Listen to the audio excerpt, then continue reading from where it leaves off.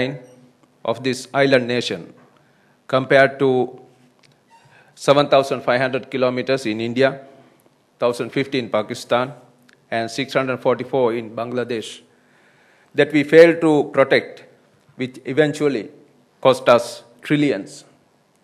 Should we care enough to place a monetary value to the losses we suffered in past 2.5 decades of separatist terrorism?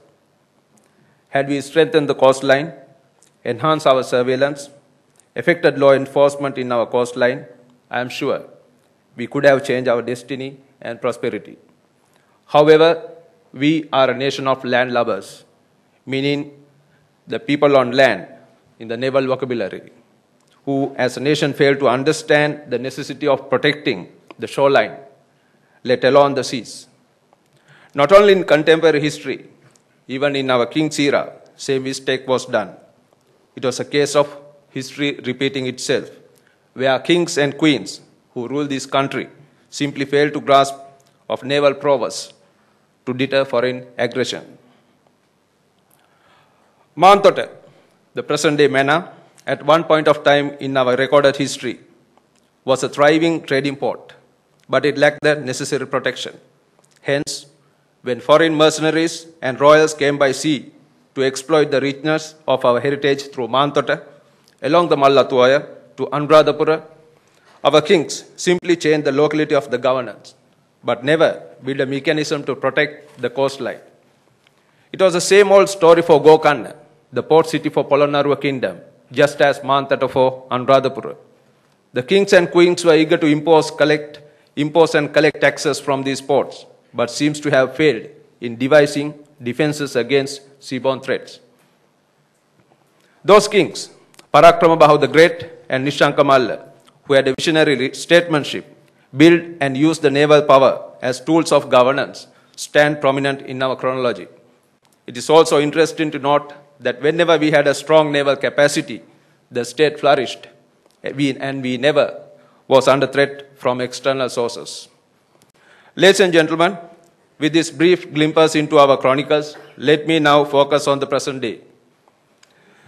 Our country is bestowed with a territorial sea of up to 12 nautical miles from the baseline, covering a sea area which counts to 1/3 of the land mass.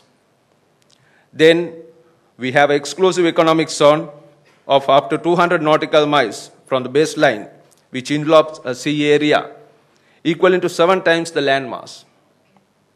Then by international convention, we have been bestowed with the search and rescue region, which encompasses a sea area equal to 27 times the landmass of this country. Then we have submitted our claim for an outer margin of the continental shelf that count to sea area of 21 times, which on acceptance would grant us sovereign rights on the seabed and the subsoil. And to top the list, we have the main sea lane of communication that connects far east with far west, running through it. What does all this mean to us? Are we immune from geopolitics that becoming more and more ocean dependent? Dear audience, it is time, I guess, to carefully go through the definition of some relevant terminology in understanding the science of our final frontier. The grand strategy is defined as the application of national resources to achieve policy objectives. This is the topmost tier where nations profuse their respective national interest. Different countries adopt theoretically similar, practically dissimilar approaches in securing their national goals. The grand strategy, as you see, does not stand alone. It is the culmination of series of components focused at achieving the superior objectives. In serving the grand strategy, maritime strategy encompasses all marine resources, naval, non-naval resources, capacities, and regimes. What is common for nations is that when it comes to maritime strategy, more or less, all maritime nations adopt same and follow similar lines. The word sea power denotes nations' ability to exploit the ocean for its advantage, influence in peace, and impose its will in an event of war. In today's changing political polarity, sea power does not necessarily represent naval capacity alone. Yet, naval capabilities continue to be a strong component in defining sea power. As Sri Lankans, what can we do with this ocean space? Although we failed to understand, some countries did not. Our country is still dependent on the first and last island-wide oceanographic study undertaken by the Dr. Nansen Frøyjd program in 1978 to 1980 under the sponsorship of Government of Norway through their INGO named NORAD. It was during this scientific study that for the first time we estimated the sustainable fish harvest, potential for minerals and resources, both living and non-living, and how the ocean behaves around us. The study also revealed for the first time what could be done with the seas around us and the immense potential it offers. The series of political events that took place thereafter, influencing the sovereignty of this country, ladies and gentlemen, I leave it you for your analysis. Whilst the United Nations Convention on Law of the Sea, a remarkable set of rules that will be celebrating the 30th anniversary this year, and we Sri Lankans need to be proud of because of the leadership given by late Mr. Hamilton Shirley Amarasinghe in formulating the convention, set forth what coastal state owns and what the obligations are as a community. We are far from exploiting the rights we have. The maritime jurisdiction in different maritime zones and regions is our real state. The UNCLOS is the legal authority. The sea lane of communication is our biggest asset, and having no capacity to exploit the resources is our biggest obstacle.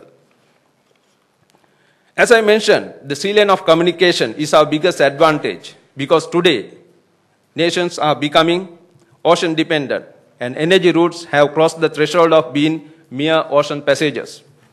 By end 2010, world ranking, Port of Singapore is the second largest container handler in the world, and Colombo is at 29. It is interesting to note that out of the top 10 ports, the first 8 is in Southeast Asia, with Chinese, Singaporeans, and Korean ports topping the list, and only Dubai and Rotterdam from elsewhere. It is our geographically advantaged position over the sea lane of communication that demand us to be more vigorous in pursuing further, as Nhava Sheva port facility in Mumbai is ranked at number 26, and none other South Asian ports are at top 50. In fact, the Indian volume of cargo is for our benefit, and by simply facilitating transshipment of these would earn us more. The picture I am projecting on the screen is a snapshot taken when coming out from the new port facility in Hambantota. As you will see, within a distance of 24 nautical miles, the complete east and west bound traffic is visible. In fact, this is the very reason external political forces prevented us from developing the facilities such as Hambantota to exploit the opportunities the maritime space around us offers. Mind you, audience, the world has crossed the threshold of standalone marine trade many decades ago. No country built channels, canals, ports, and marine structures just for the fun of it, but for strategic reasons. These strategic interests need not be military, naval, or defense related in today's competitive economies. I will be delighted to reveal some observation in this forum from a study undertaken by my ship, SLNS Samudra, an offshore patrol vessel of Sri Lanka Navy. The ship traversed the sea lane of communication